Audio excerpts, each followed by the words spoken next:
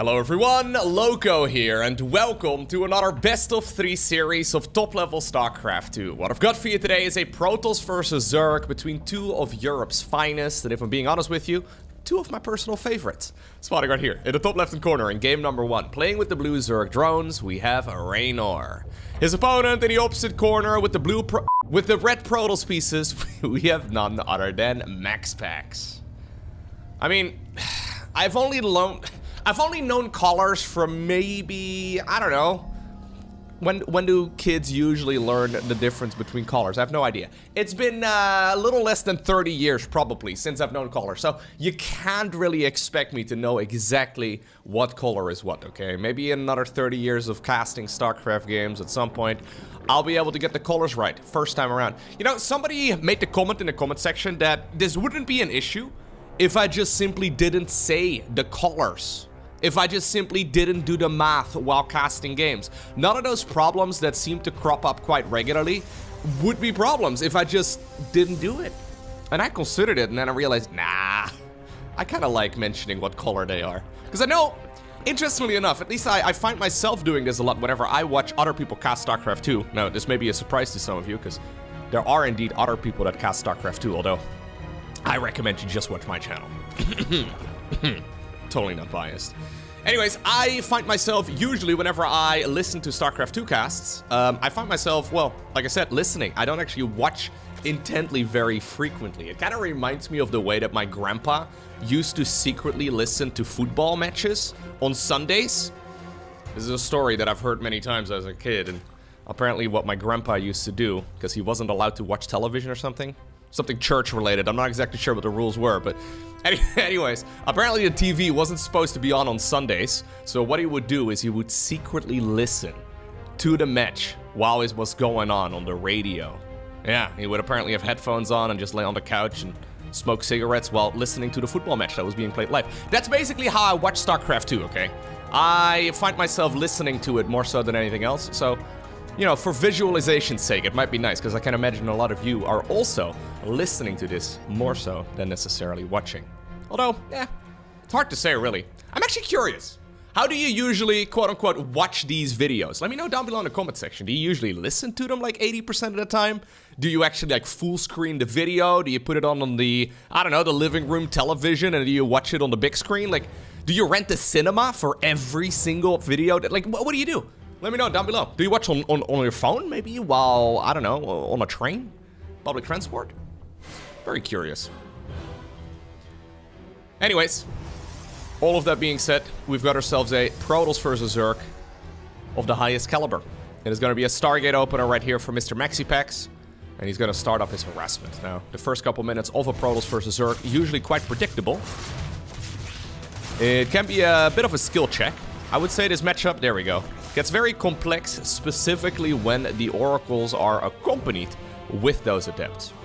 So MaxPax so far has managed to block his opponent's natural expansion, forcing Reynor to take that low ground third, something that some Zerg players don't really love. But I mean, the advantage is that your creep tumors get to be spread a little bit closer to your opponent's side of the map. So, oh, this is good. Oh. Very quick pull on the drones. So it's always a difficult thing here to really quantify, right? Like, how much damage does this really do? Because it's a lot of lost mining time. Okay, Oracle swoops in right now. Reynor decided to cut a corner and skip the Spore Crawler for now. One Adept did stay alive for the time being, and I don't mind this at all here for MaxPax. Yeah. I do think it's about time, though, that this Adept goes home, because otherwise, I don't think she ever will. Third Nexus up nice and early here as well for MaxPax. Gonna start working away. Well, the Zerglings at least, they are gonna start working away at whatever they can hit. Obviously, this is one of the downsides. There we go, the Oracle and the Adept. Dude, I can't talk today. The Adept got recalled. The Oracle flew back home. I'm recording this, I have no excuse, really. It's like 11 in the morning. Yeah. I just looked at the clock. I was like, maybe it's super early today? I don't think so. No. Maybe I'm still waking up. I had my coffee. I've been drinking a bunch of water. I had a pretty good breakfast. Yeah. No, I have no excuse. I slept like 8 hours? No. After all these years, apparently I still don't know. Anyways, it's gonna be a Twilight Council together with a Forge on the back of it. Okay, 2 Oracles side by side. They're thinking about swooping in. They will see the timing of the Roach Warren, which is nothing weird. 5 Adepts in the meantime on the left side of the map. These are completely unscouted at the moment, and they can actually get quite a bit of work done. I don't know if I love the Oracles flying in this direction right now, though. It'd be really nice if the Oracles can distract the Queens. Okay. Obviously, MaxPax didn't really know exactly where those Zerglings were located, right? So there's always a chance that those Oracles would be needed at home to try and deal with a Zergling run by over at the 3rd base, or maybe even a natural expansion. So I guess that's why he was moving them back. But with our perfect vision here, it would be really nice to... it would have been really nice here to have those units split up a little bit. He's trying to bait him out, activating the Pulsar Beam once again. Queen's getting dangerously close, though. The Adepts are units that you can lose. Not so much the Oracles, though. The Oracles really want to try and keep them alive. There has been a ton of drone movement here. Now, one time doesn't really matter that much. But yeah, you see all of those peaks and valleys in the income situation?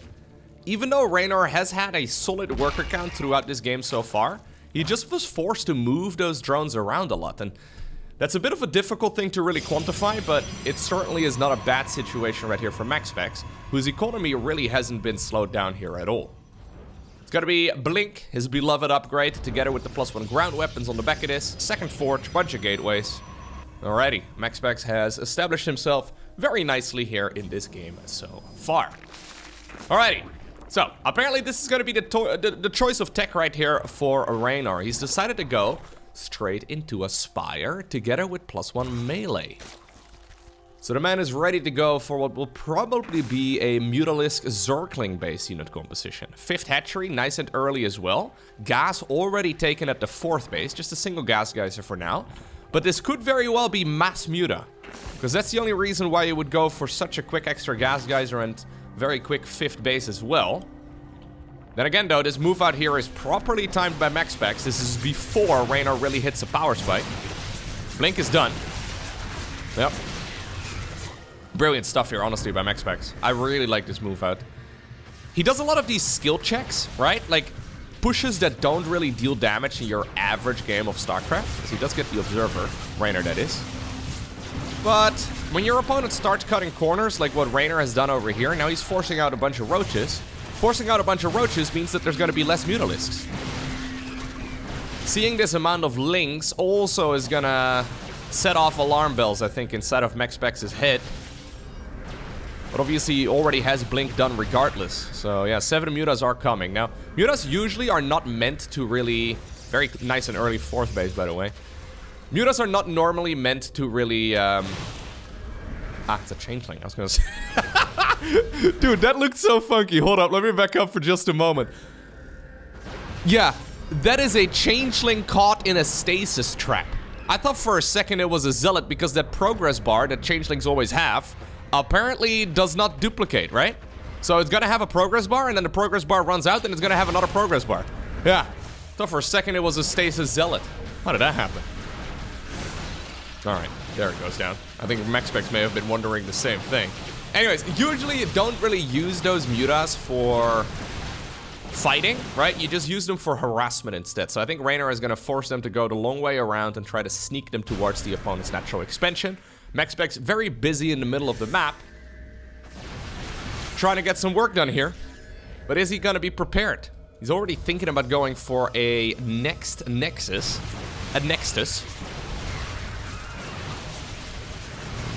Stasis wards are being set off very nicely here by Reynor.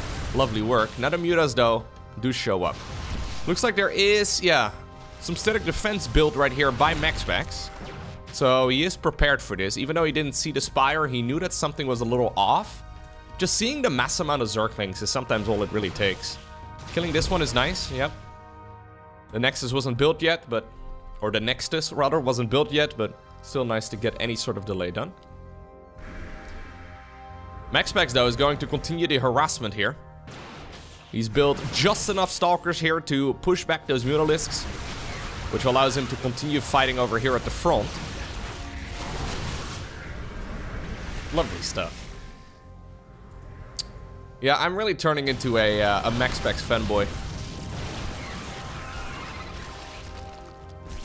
I know I've said this many times, but as far as top tier Protoss contenders go, he's the real deal.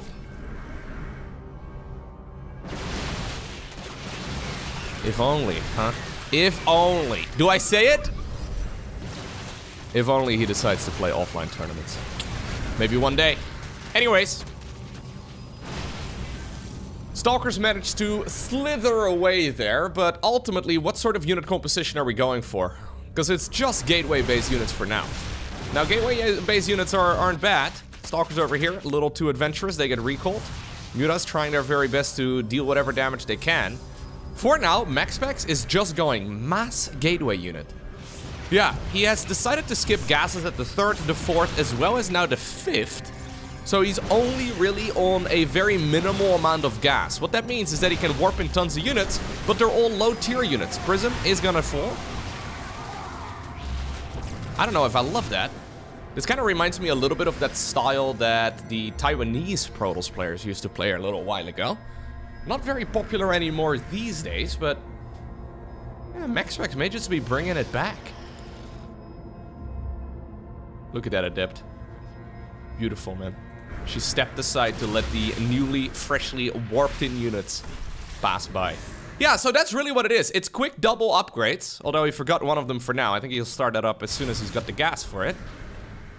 Which he has. Anyways, it is a heavy focus on units. Now Banelings show up though, and these Banelings, they hit very hard. Yeah, I say that. A couple of them will sneak away. Good movement here once again by the MaxPax.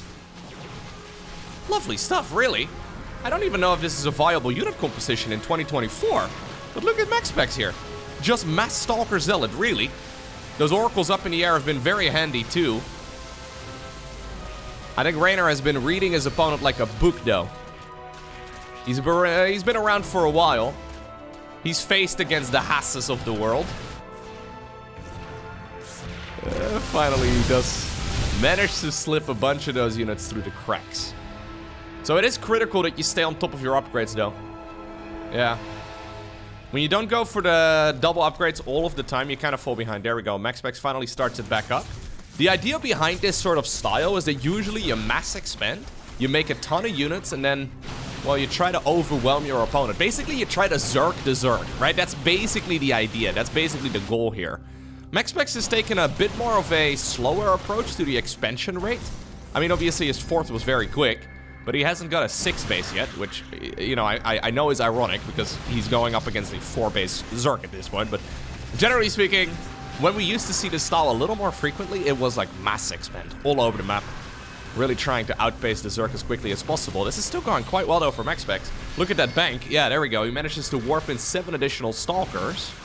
His supply count is actually surpassing Reynor's. This is MaxPax reinventing this matchup right now. Very cool. So I know MaxPax has been a little vocal. I mean, he doesn't really do a lot of interviews. He doesn't really talk too much, but the last few times I did see him talk, or I did hear him talk, I guess, is him complaining about his Protoss versus Zerg. So he doesn't really seem to find his groove at this point in time in this particular matchup. To be fair, he doesn't really ever lose Protoss versus Protoss. He doesn't really lose Protoss versus Zerg, or Protoss versus Terran rather. But Protoss versus Zerg seems to be where he is falling a little short. So at least in his mind.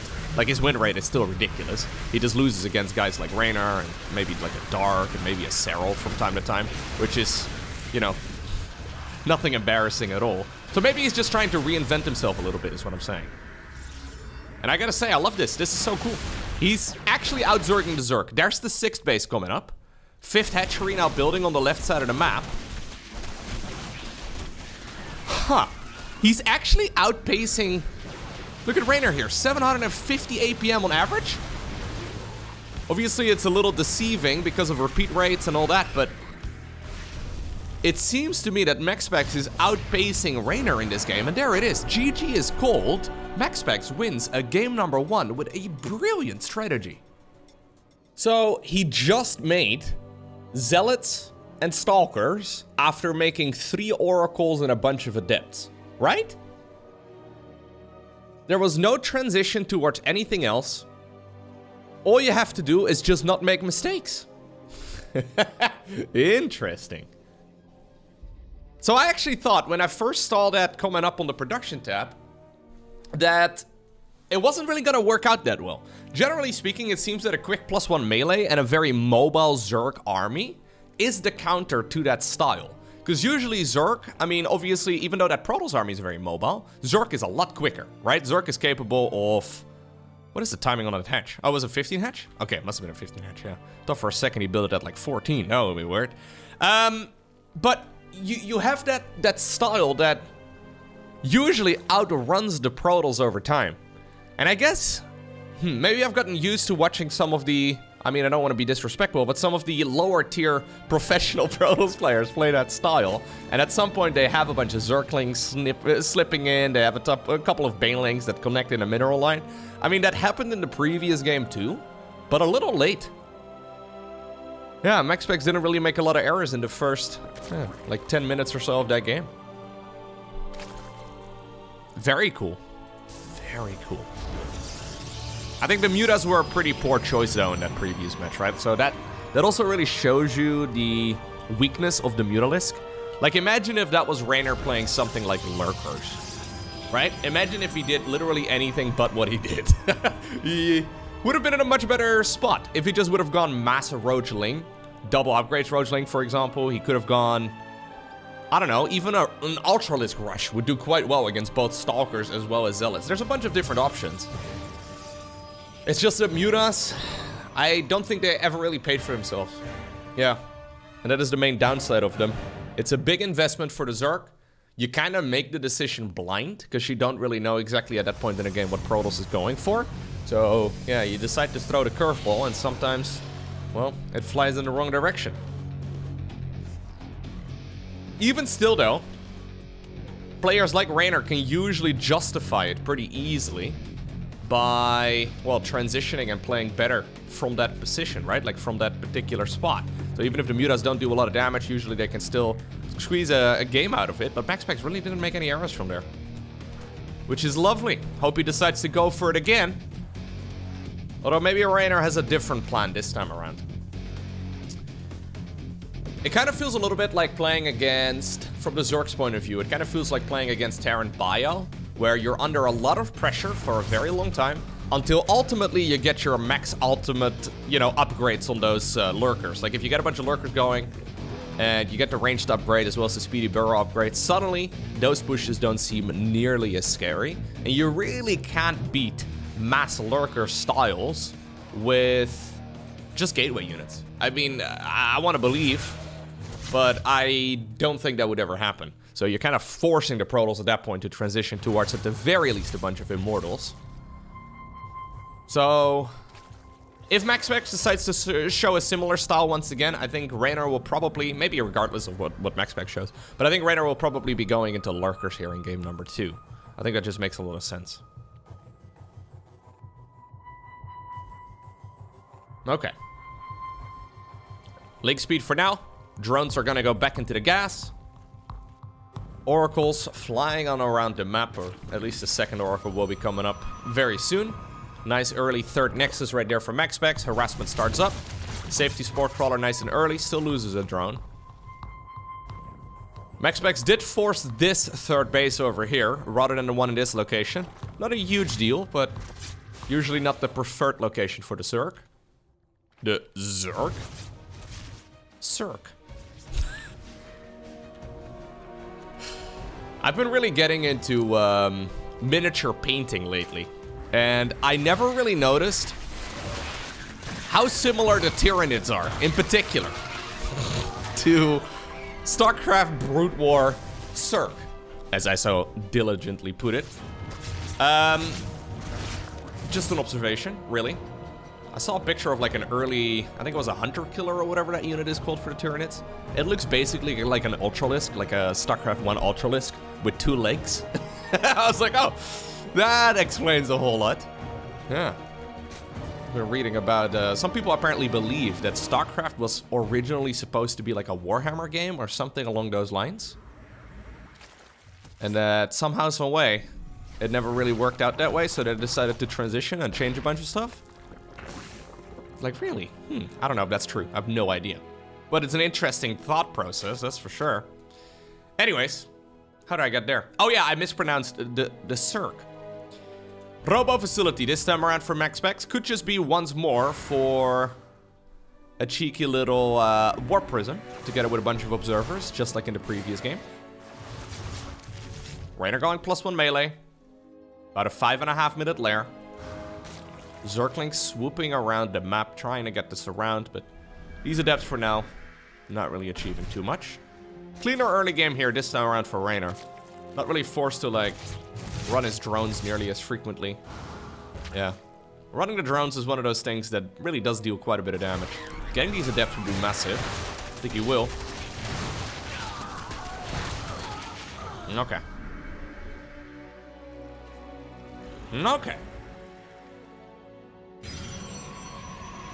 So, there's the blink together with the +1 ground weapons once more. Looks like the oracles did, yeah, once more kill 2 workers here. Which is not bad. In total, 5 drones, 18 Zerglings for 6 adepts. I think this is okay though for Reynor. If we look right here at the income situation, I mean, MaxPax is gonna get his nice little peak at this point. But Reynor is gonna soon finish up, there we go. Yeah, he's just finished up his 4th base. And we're gonna go into a Hydra then. Okay. Honestly, just Hydra Ling would also do really well. Double upgrades once again for MaxPax. 4th Nexus, 6 minutes and 45 seconds into the game. Which is funny, because back in the early days of StarCraft 2, this would be a normal timing for like a 3rd. This is already MaxPax on the full 3-base saturation. Now, obviously, the game has changed a lot. The pacing of things are... yeah, it's all a little different, huh? But... yeah, so this is a Hydra then into an infestation pit. I'm assuming we're gonna see Hydra upgrades and then straight into a Lurker then. I think it makes a lot of sense. Creep spread is looking solid as well, by the way, in this game so far. Stalkers, yep, can go to the low ground. Lovely work. Okay, there's the charge once again. No gases over at the 3rd. Saturation is gonna begin up immediately over at the 4th. There's the Lurker then. So Reynor indeed... oh man, I sound so smart. Thank you very much, Reynor. Reynor indeed doing exactly what I predicted him to do. Good job, Lowko. You guys can't see, but I'm patting myself on the head. I wasn't. No. I wasn't actually. Okay, maybe I was. No, I wasn't. Alright, so how does this play out now for MaxPax, though? Sure, mass gateway unit. Really strong. Really swarmy. But what if there's a bunch of lurkers over here, a bunch of lurkers over here, a bunch of lurkers over here, a bunch of lurkers... right, you get what I'm trying to say. Stalkers and Zealots just don't cut that, right? Problem is that at this point, MaxPax doesn't really have the tech, and transitioning towards anything does take a while. His economy is good, but he would have to take the gases, he would probably have to go for like a second robo facility or something along those lines. I'm a little afraid for what will happen here on the back of this. Here's my prediction. Reynor's gonna get his upgrades for the lurkers. There we go. Good. That's step 1. And now when those units are upgraded, he's gonna march them right over here, burrow them, and then MaxPax taps out.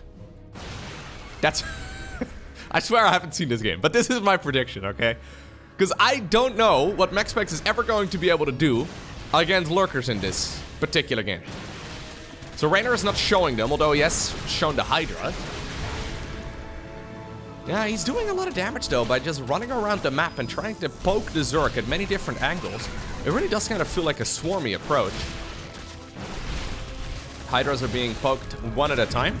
Good Zerglings surround right here though for Reynor. A bunch of the Stalkers do manage to escape. I don't think Reynor should commit to fighting here too much, but he can try. Yeah. First upgrade, just about to finish up. Seismic Spines, that's the ranged research. Very soon we're gonna see Lurkers morph in. Oh my god. Dude, me and Reynor, dude. We're like on... We're basically 2 minds, 1... wait, no. Anyways, doesn't matter. He's making me look smart, is what I'm trying to say. There's the Robo Bay. A Robo Bay, second Robo facility, I think is a necessity. Queen's over here at the bottom of the map. Trying their very best. I think you want to go into a bunch of Disruptors.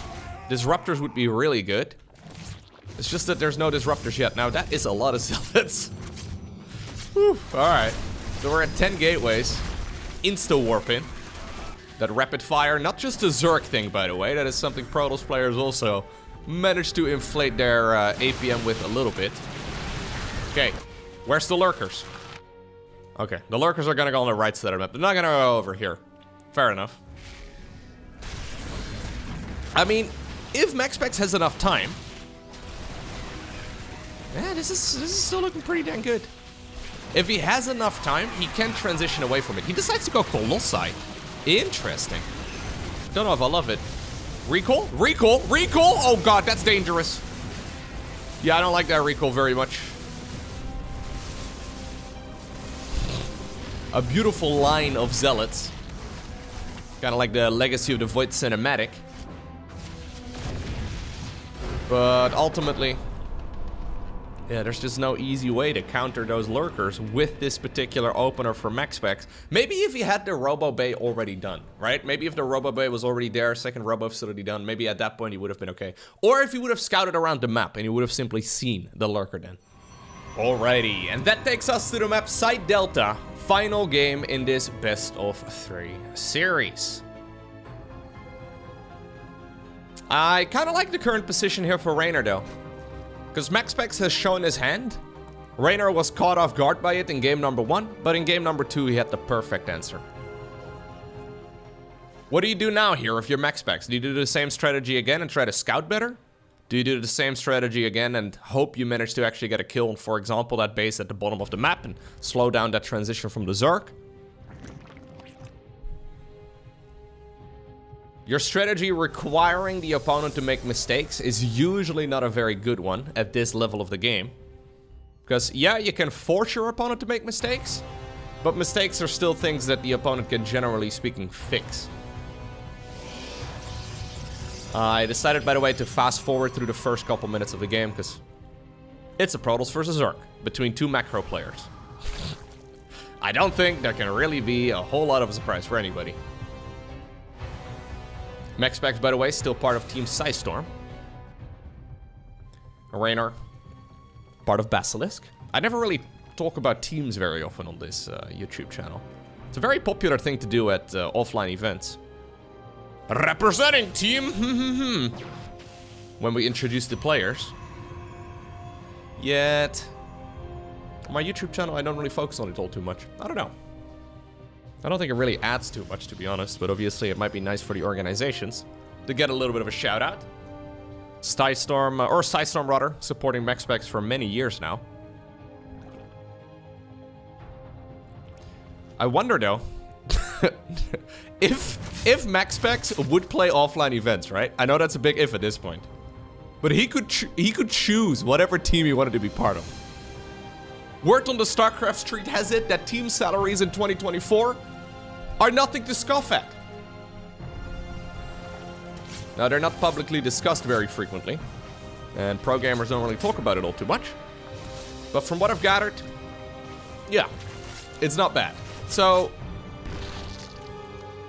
honestly, MaxPax literally just going to an offline tournament, right? Just him going and participating at an offline tournament. He could choose to join whatever team he would like, and he would get a... he would get a good salary, okay? I don't really want to throw numbers out there, but he would do well for himself. Even if he does poorly at the tournament. Anyways, Robo facility coming up right now, together with the Twilight Council and the Forge. Same old, although maybe a bit of a quicker transition, actually. I'm not exactly sure what the timing on the Robo facility was in the previous games. Seems a bit earlier to me. Oh, I don't like that. Nope. Big misplay. Uncharacteristic misplay, too. This is a start right now that Reynor can be very happy with. Yep. That really takes the wind out of the sails. I know it's only a single unit and you can just remake the Oracle, right? Like, it seems insignificant, but if you look at game number 1, for example, those Oracles put in so much work. I was actually thinking maybe you should add on a 4th, even a 5th Oracle. You don't generally... Oh, okay, we do have a transition here. Yeah, so the Robo facility, I think, was quicker. A Robo Bay right now on the back it is. Okay, so. Reynor bringing MaxPax down to earth again. Gas is taken over at the third base as well here by our Protoss player. He's still gonna go for a very quick fourth Nexus. This is MaxPax trying to cut a couple corners. Yeah. At this point, Zerg is not scouting yet for a fourth. So Reynor has no idea, but I wonder what could happen here after, like, losing an Oracle. If you do this against somebody like, for example, Dark, there's a very good chance that there's gonna be 2 Overlords filled with Queens flying on over in this direction, at which point a Roach Ling Flood would be incredibly powerful. MaxPax, I think, would be punished pretty hard against that, but Reynor, not really a man of Queen drops at the moment. But just something to keep in the back of your mind, because MaxPax essentially has like 7 units, right? Like it's... okay, maybe a little more than that, but this is not an army, especially with +1. I mean, there's a lot of roaches on the production tab now too. It's not an army that would be very comfortable against it. Switch up here as well from Reynor though. No Hydra Den, but he already does have the Infestation Pit coming. Could be Swarm Host. Not a very popular unit in 2024, but we've been seeing it from time to time. Yeah, Reynor still does not know about the fourth. So this is a big misplay actually here from the Italian Zerg. There is zero reason why there wouldn't be a scout over there, other than the fact that he just assumes it's not the time for it yet. Like maybe he assumes that it's taken right about right now, or maybe he did see like a probe moving back and forth or something like that, but... if you're trying to draw comparisons, right, between, say, for example, a Serral and a Reynor, I can almost guarantee you that Serral would be all over this base immediately, within seconds of it being planted down. Or maybe even a Zergling already chilling there. So Reynor does have a Zergling chilling on the left side of the map. I can only assume that he knows at this point that this base was taken a while ago, but... having confirmation's nice. There's the Hive, Hydra Den, Baneling Nest. +2 melee. So no Swarm Host here. Instead, we're just mass expanding here, and I guess he could be preparing to once again go... He can't really go into Ultralisk very easily here, because he doesn't have the second Evo chamber. Ultras without the armor upgrades really kind of suck. Double Lurker Den, okay. Double Lurker Den, so this is really quick Lurkers. Yeah, this is a super quick Hive. Double Lurker Den means he can get both upgrades going at the exact same time, which means that he's trying to hit a Lurker timing attack. A Lurker timing. Something that we don't very frequently see, but something that can deal an awful lot of damage.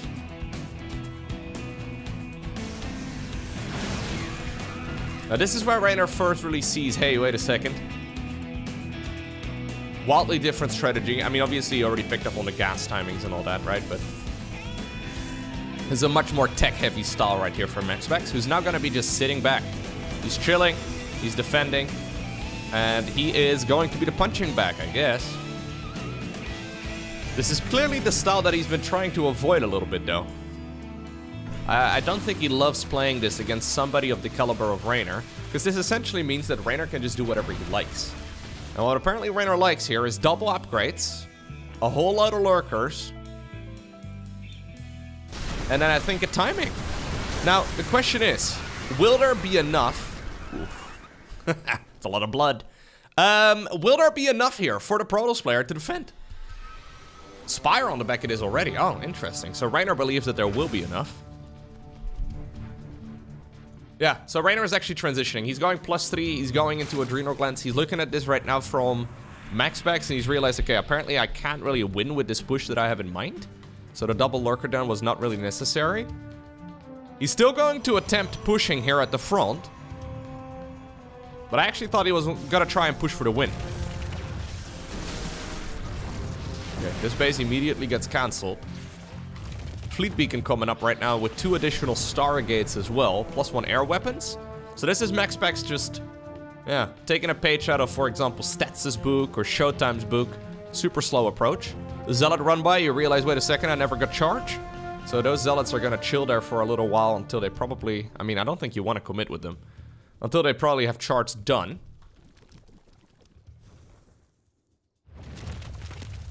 Basically what Reynor is doing is he's soft containing his opponent. It's funky. But what in the world do you do? Yeah, what do you do right now here as MaxPax? 4 bases is decent, but it's not really gonna allow you to get a huge army out. He's gonna go as... he's gonna go into Tempest. I expected him to go into Carriers here, but no. I think he feels the need to try and break out of this. Slow Zealot run by. I hate everything about it. A couple of Vipers here would have been amazing. So instead what Reynor is doing is going double tech structures once again. He's going Spire together with Greater Spire. Archon wandering forward, does stay alive for now. Stasis Ward is going to prevent these Lings from getting a good run by. Zealots are going to easily get cleaned up, but they're still trading minerals for gas. A lot of warp in the bottom left-hand corner. This time around, charge is done, so you can see immediately those leg enhancements working out quite nicely. And here come the Tempest. There's no counter at this point for Reynor to kill Tempest at all. So, yep. Just having those Tempests show up. We're gonna need another Revelation over here, I would imagine. Or we can just do... We can do that with the Observer. Reynor was thinking about going into a bunch of Brute Lords, and Brute Lords are still a decent choice. It's just that when your opponent is already making Tempest, yeah. Do you really want to double down, right? So it's actually a transition towards Carriers. Reynor may just stick around on Corruptors for now and try to kill all of these flying units before he really commits to transitioning towards any Brute Lords. But if he's gonna have to jump a Protoss army that is protected by a bunch of shield batteries and photon cannons, that's gonna be very complex. Miss. Okay, at this point, it's all about buying time right here for MaxPax. Yep, he wants to get this base up and going. Any Zealot run by to slow this down would be awesome. One Stalker a little too far forward. Stalker over there in the wall off. This time around, it was a hit. We do have another Stasis Ward. This one is gonna get... There you go. Shut down as well. Zerglings thinking about going for the surround. Okay. Good storm right there by MaxPax, trying to force those Corruptors to back off. I don't like this fight for Reynor. Nope. Good defense by MaxPax. Okay. Actually squeezes out that base. And that's big, because now he's going to be able to go into his beloved Skytol's army. Reynor's economy is good, but it's not like MaxPax is particularly broke at this point in time.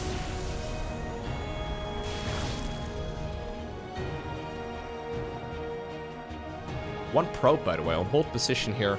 I think on purpose. He's been doing that in a bunch of his games. Just to give him a little bit more wiggle room. A slightly earlier heads up as well that maybe his circling run by is imminent. +1/+1 finishing up right now for Reynor.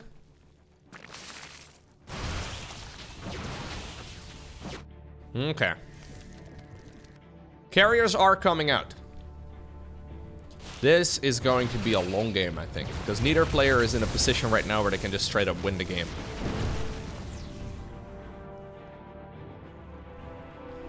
Zealot is going to deny that expansion over in the right side of the map, in the top right, but Reynor has been taking the bases over here in the bottom left. 8 Spine Crawlers coming up right now. I think that base is going to be quite well protected. Ultralisk Cavern too. We're going for all of the upgrades.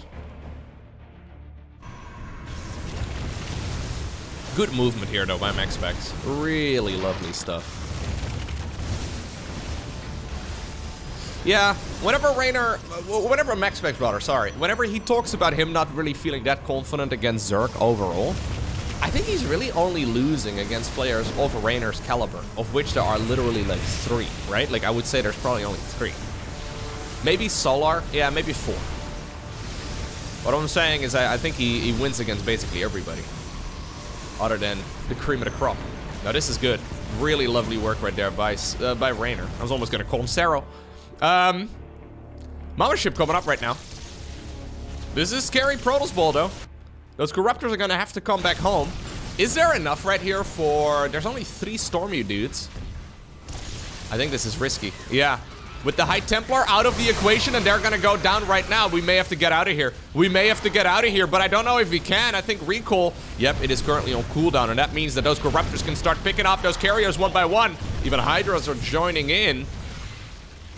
Very expensive exchange right here for MaxPax. The Mama ship is not out yet. She would have provided a way to recall. Now, I did try to salvage that to the best of his abilities, and he did do a decent job.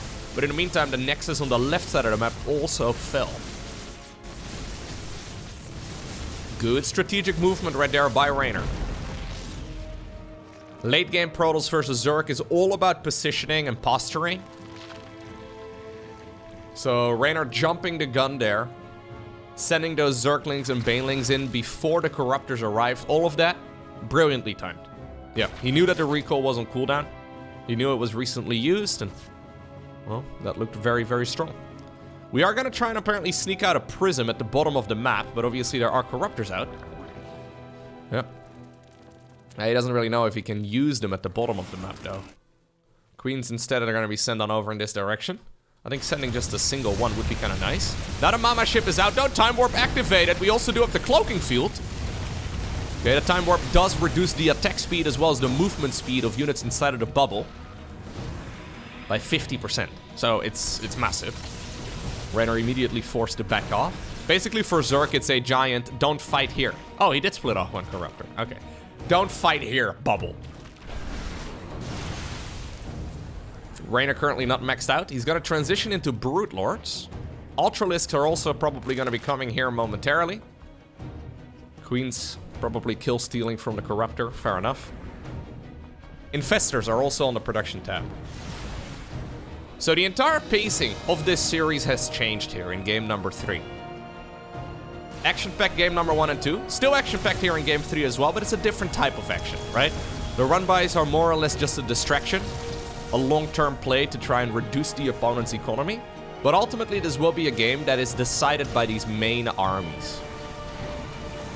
The Spine Crawlers, yeah, that is 800 minerals and 8 drones down the drain. Not really achieving anything. They kill an Archon? Oh, they did kill an Archon. There's another Time Warp. There's another Cloaking Field. Love that. In the meantime, we do have a Zergling Baneling run by over at this base, but not achieving much, and this base is going to end up getting sniped. Okay. Oh, Templar, Templar, Templar, Templar. Little exposed there.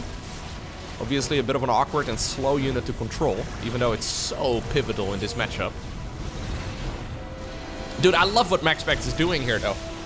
He's playing a proper series here. Fungal? Ooh, okay. I mean, this Zerg army looks kind of weak. Reynor's really good at making himself look strong, though, even though he's quite weak at this point. Got a lot of units still coming. He's not quite yet at his death ball, but the way he micros all of this, it makes it look like he is.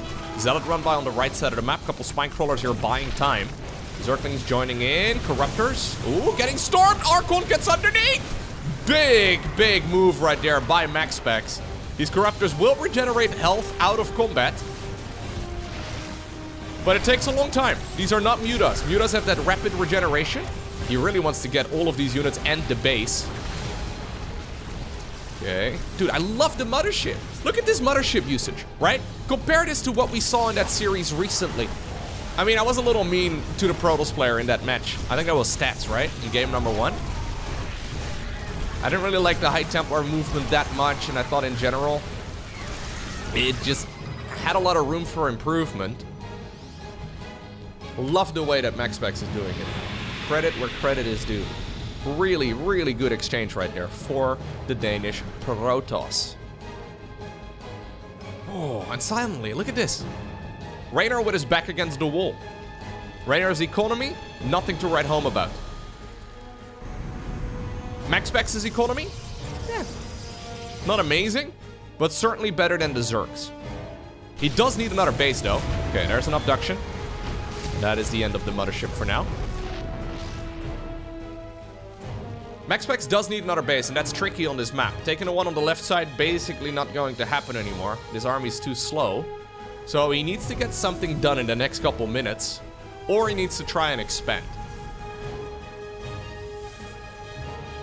I think both are a good choice, but he looks a little indecisive now. Yeah, look at the way he's maneuvering around this army. This does not strike confidence in me. We're wasting time. Reynor still making it look like his army is massive, but he's actually flat broke. I think MaxPax could go and attack. I think he honestly has had an opportunity here to attack for about a minute. and potentially win the game. Problem is he doesn't know that. -1 Templar. Yeah, I think if he would have attacked before the mothership, like now he wants to wait until she's done again. I think if he would have attacked before the mothership, there was a good chance for him to just straight up win the game. Like before it died, that is. Oh. Lovely control right there by Reynor. Coming in from the side, he knows very well that High Templar can't really move very easily on that edge. Super easy to accidentally lose them. Now the Ultralisks are here too. Now Ultras are fantastic at run-bys as well as at, well, killing Zealots. These are +2 armored Ultras. They do have chitinous plating though. Okay. I think MaxPax could have gone. Yeah, I think he could have just moved forward and won the game, honestly. Instead, we're doing this the hard way. Careful though. Oh, Templar, Templar, Templar! No Prism to protect them anywhere, and that is going to be the end of the High Templar. They're such a critical unit over here because this means that parasitic bombs and storms and everything else, it's going to just hurt so much more. Oh, this was a terrible fight right here for the Protoss. Brilliant stuff though here, of course, by Reynor. He's been reading the art of war. He's appearing strong when he's weak. And it is allowing him to claw his way back into this match. This fight was excellent. Just a few minutes ago, he was substantially behind in the supply count. Right now, he's finding himself with about a 40-ish advantage. And again, Protoss is running out of juice. 28 workers over at this base. And it's only gonna get worse over time because all of these other bases, look at this, 18 trying to harvest, well, there you go. A whole lot of probes trying to harvest nothing. Mothership apparently recalling some of these units towards the bottom left-hand corner. Time warp. Interesting play right here for MaxPax because his army is really not that big. One immortal. Don't donate it. Don't donate it. I think we are not going to donate it. Interesting. That immortal has a story to tell. Zealot run by over on the right side of the map. Going to target the hatchery itself. Brute Lords and Ultras, though, are going to be able to get rid of that.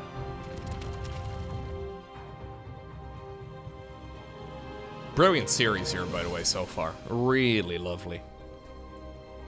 Oh, I love watching high-level StarCraft. It's fascinating to me that this game still keeps on getting better, right? Like, it's been so long. How in the world are players still improving? If you're not playing this game, you're falling behind. That's the tough truth. When you don't play the game for a little while and you kind of fall out of the groove, everybody else around your MMR is going to keep improving. And it's brutal because every time you take a break from this game, I find this a lot in my own games, you are going to spend quite a bit of time lower in MMR than you once were. Just staying at the same ranking in the game means that you have gotten substantially better. Like if in the long term you keep on staying at that same rank. This is brilliant though right here for Reynor. Yeah, he's controlling this really, really well. So MaxPax has kind of put himself in a corner. I think he had the army to win the game. He had the bank to reinforce that army to win the game. But then he just sort of stood around here, lost the mothership, and never expanded. So the last 5 minutes have been pretty bad, honestly. I mean, he's obviously controlling his units well. But strategically speaking, I don't love the last 5 minutes here for MaxPax. There's a fungal growth. Is there still enough, though, for the Danish Protoss to potentially obtain the victory here? That Time Warp is helping out, but I think that the amount of stuff, yeah, that Reynor has available may just be a little too much. And it's ultimately the Italian Zerg who obtains the victory. Hey, if you enjoyed watching this series, please take a second to hit the like button down below. And if you really liked it, make sure you hit that subscribe button so you get notified as soon as future videos go live. Today, I also want to give a shout out to the Patreon supporters. Thank you all very much for directly helping out the channel. If you're interested in any of the perks, go ahead and head on over to patreon.com/LowkoTV. There's a link down below in the description of this video. For now, though, have a great rest of your day. Don't forget to smile. And I hope to see you once again very soon for another video.